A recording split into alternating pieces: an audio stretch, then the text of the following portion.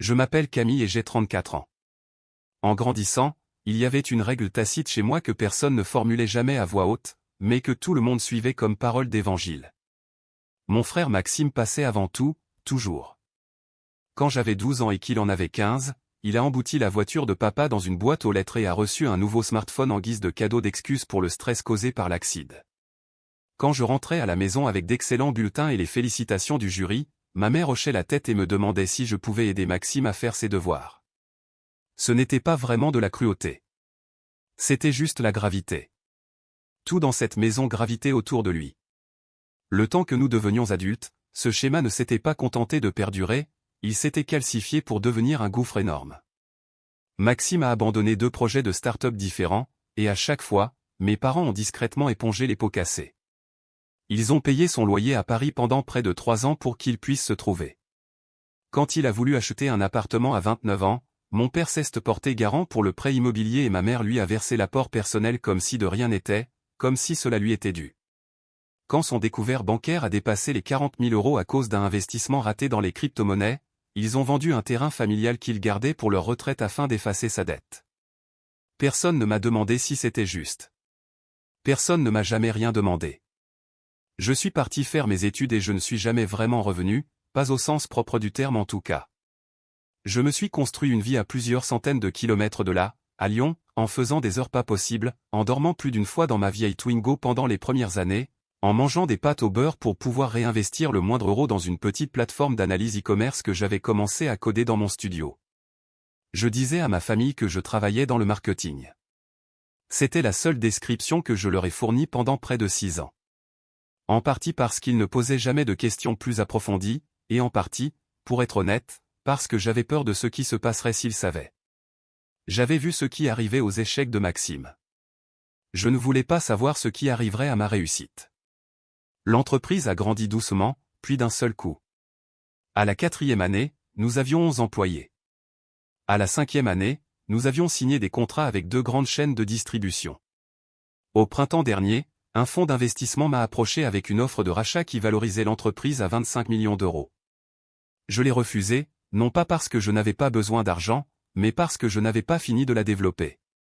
Je l'ai dit à exactement 3 personnes, mon avocat, mon expert comptable, et ma meilleure amie Chloé. Pas à mes parents, pas à Maxime. Cette année, le repas de Noël s'est déroulé chez mes parents. Comme d'habitude, la même table avec la même saucière ébréchée que ma grand-mère avait laissée. Maxime est arrivé en retard, parlant bruyamment d'un projet immobilier garanti à 100% qu'il voulait vendre à papa pendant le dîner. Un truc impliquant un duplex sur la côte des Azurs qu'il n'avait jamais vu en personne. Ma mère n'arrêtait pas de remplir son verre de vin et de dire à tout le monde à quel point il était courageux de prendre des risques. J'étais assise au bout de la table, la plupart du temps silencieuse, comme je l'étais habituellement lors de ces dîners familiaux. Tout a basculé à cause de ma cousine Juliette. Elle travaille dans la finance et lit apparemment les Échos, qui avait publié un petit portrait de moi plus tôt intitulé « Ces femmes qui révolutionnent la tech dans le commerce » avec ma photo et le nom de mon entreprise imprimé clairement à côté d'un chiffre, 25 millions d'euros de valorisation. Juliette l'avait vu. Elle ne m'en avait rien dit directement, supposant simplement que j'avais déjà mis tout le monde au courant.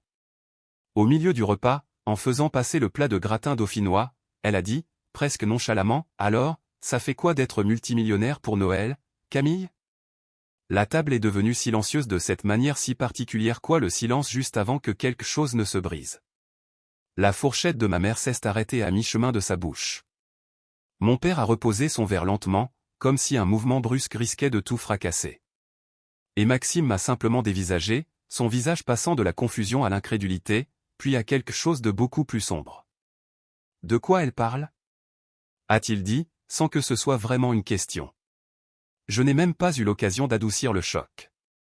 Juliette, réalisant trop tard ce qu'elle venait de faire, a commencé à s'expliquer, bafouillant à propos de l'article, de la valorisation, de l'offre de rachat que j'avais refusée. Chaque mot atterrissait sur Maxime comme une gifle. Ses mains ont commencé à trembler. Et puis, sans crier gare, il s'est levé si vite que sa chaise a basculé en arrière, et il s'est effondré par terre, en plein milieu de la salle à manger, en sanglotant. Ses épaules se soulevaient d'une manière que je n'avais sincèrement jamais vue chez lui, pas une seule fois en 37 ans. 15 millions, a-t-il lâché entre 2 respirations haletantes, me regardant d'en bas comme si je l'avais personnellement dévalisé. Tu me dois au moins 15 millions. Tu m'as laissé galérer. Tu m'as laissé échouer devant tout le monde pendant que tu étais assise sur ce tas d'or. Ma mère s'est levée d'un bond, non pas vers lui, mais vers moi, sa voix montant dans des aigus que je ne lui connaissais pas, brute et furieuse. Tu as volé son avenir, a-t-elle hurlé en pointant un doigt accusateur vers moi à travers la table. Tu t'es assise là, année après année, à le regarder lutter, et tu n'as rien dit. Comment as-tu pu faire ça à ton propre frère? Je suis resté complètement immobile, la saucière tremblant légèrement sous les coups que Maxime portait au pied de la table en s'effondrant, mon père fixant son assiette comme si elle pouvait lui fournir une explication, et 25 années de soumission silencieuse éclatant finalement au grand jour devant tous ceux que j'aimais. J'ai quitté la maison de mes parents ce soir-là sans terminer mon dîner, sans dire au revoir, sans répondre à la voix de ma mère qui résonnait encore dans le couloir derrière moi. J'ai conduit jusqu'à chez moi en silence, les mains crispées sur le volant, repassant le son des sanglots de Maxime sur le sol de cette salle à manger encore et encore, jusqu'à ce que cela ne me paraisse même plus réel. Les appels ont commencé le lendemain matin.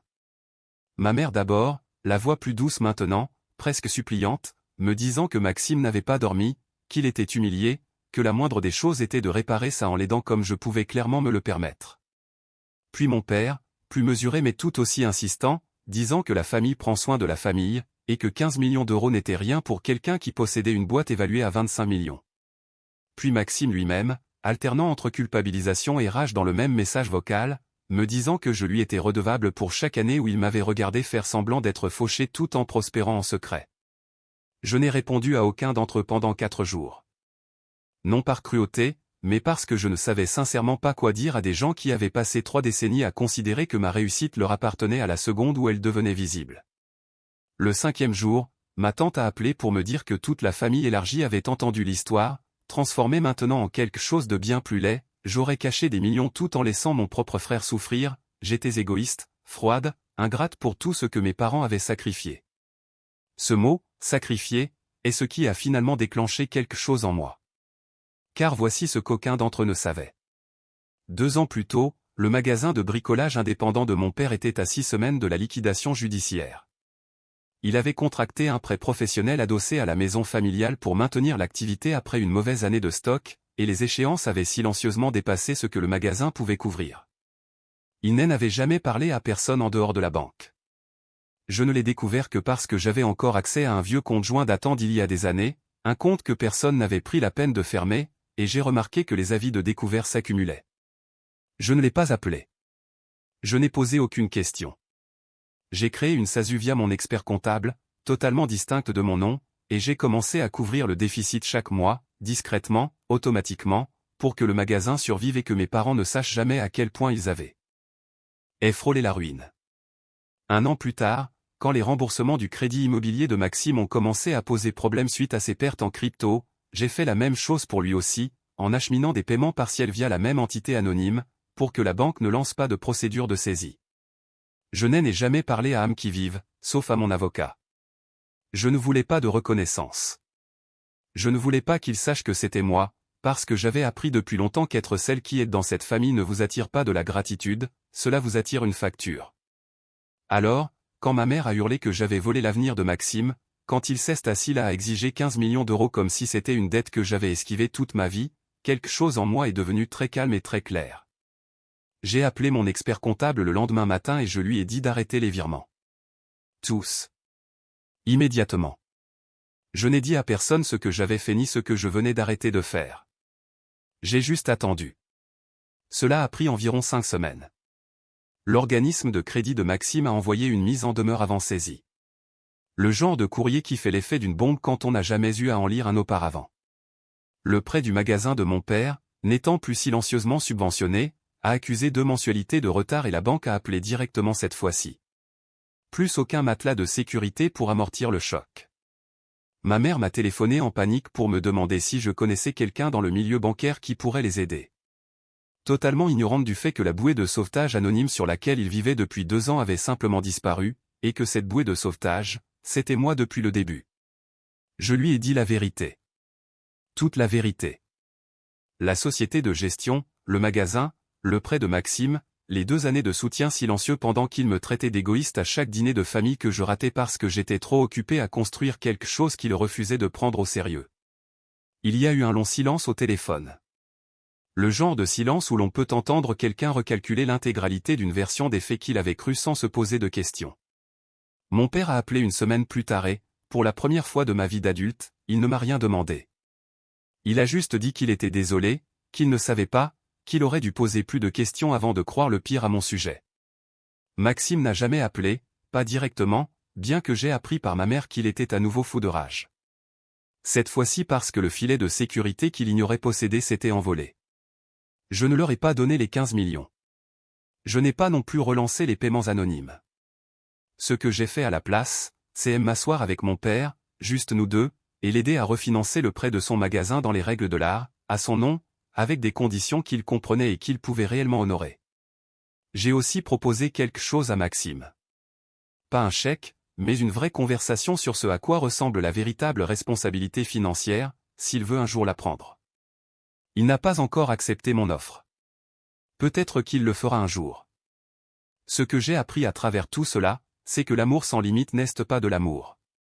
Ce n'est qu'une exploitation silencieuse sous un bel éclairage. J'ai passé des années à être invisible, pour pouvoir aider des gens qui ne m'accordaient de la valeur que lorsqu'ils pensaient que je n'avais rien. Jen est fini d'être invisible maintenant.